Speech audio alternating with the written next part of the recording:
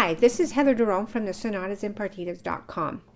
As part of the reissuing of our books into 6 separate volumes, we're also revising some of our earlier videos that we have uploaded.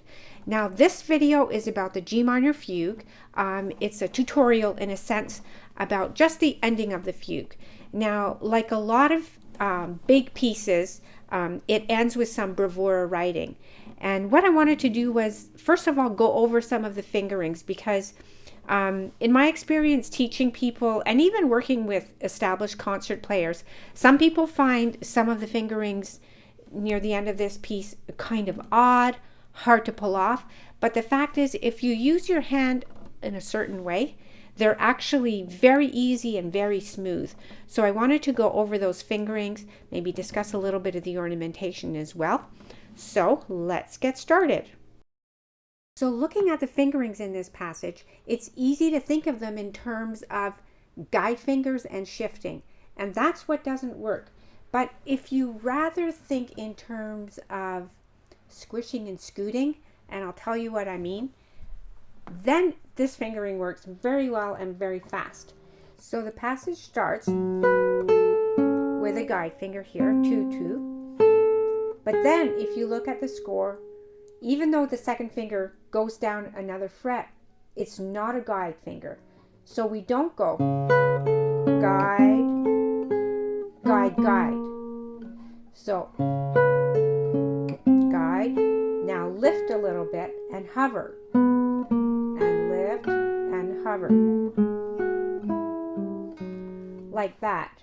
And if you have the heel of your hand the right way, you don't have to keep twisting your hand back and forth. So you can go guide, lift, guide, lift, guide. And when you lift and hover. And then that way. And the right hand fingering I like to use is A, M, I, P. A, M, I, P, A, M, I, P, A, M, I, P. Like so. Now the other thing is that with this fingering, it's written in straight 16th notes, but you can, if you like, you can start it off somewhat slowly and then speed it up and then pull it back to give it shape. And that can tumble you into your ornament. Now for this ornament, what I don't suggest is to repeat the F sharp. So don't play it like a Giuliani etude where you're repeating the F sharp. You want the ornament to kind of build up to the F sharp. So you could play P, I, M, I, P, I, M, A, or you could go P, M, I, P, I, M, I, P, I, M, A. That was P, M, I, P, I, M, I, P, I, M, A.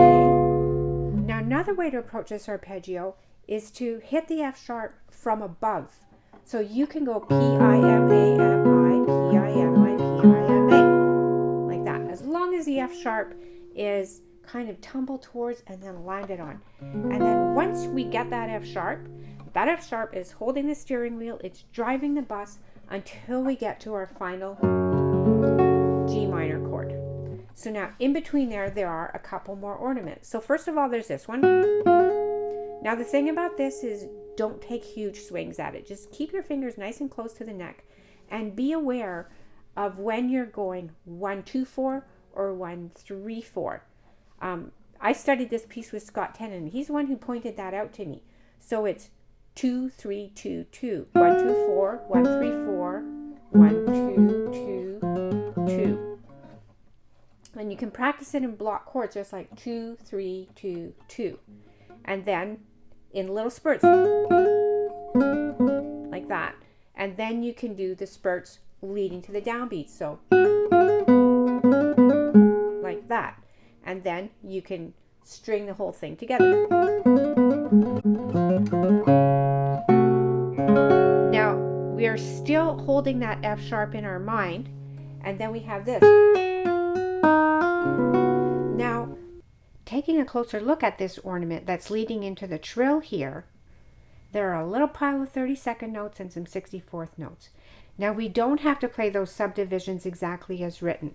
Colin Booth's book, Did Bach Really Mean That?, discusses this really well. And I highly recommend this book. I mean, Colin Booth is just a real Renaissance man, you could say. He builds harpsichords. He plays extremely well. He does my favorite recording of the Goldberg variations. And this book, Did Bach Really Mean That?, discusses how in Bach's day, they didn't have a symbol for quintuplets. They didn't have symbols for septuplets. Even triplets sometimes were notated as 2/16 and a 32nd rather than 3/16 with a triplet sign on top of it. And sometimes that notation was used interchangeably. It can be played exactly as notated. It can be played as a septuplet.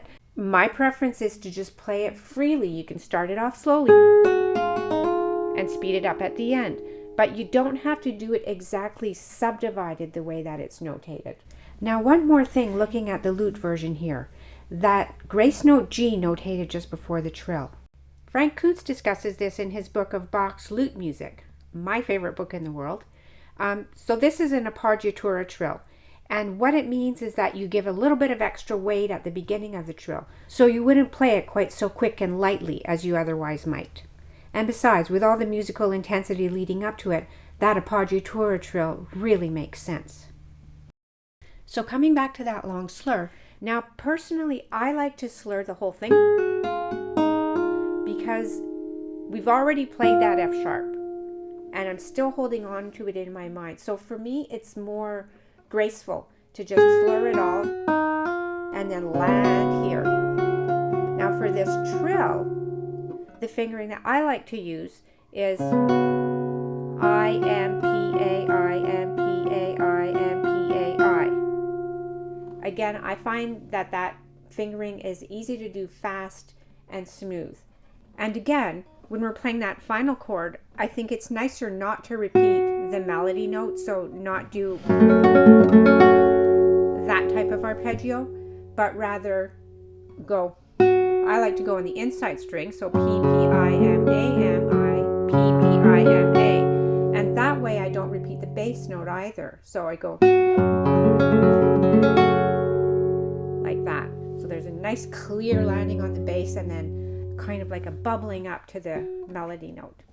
So I hope you found this video helpful. If you'd like to find out when new videos are uploaded, you can subscribe to the channel and turn on your notifications. If you'd like to get copies of the scores, we have them either as a full collection of sonatas and partitas or in individual volumes. The books also come with a companion website, and if you'd like to find out when new resources are added to that website, you can subscribe to our newsletter at sonatasandpartitas.com.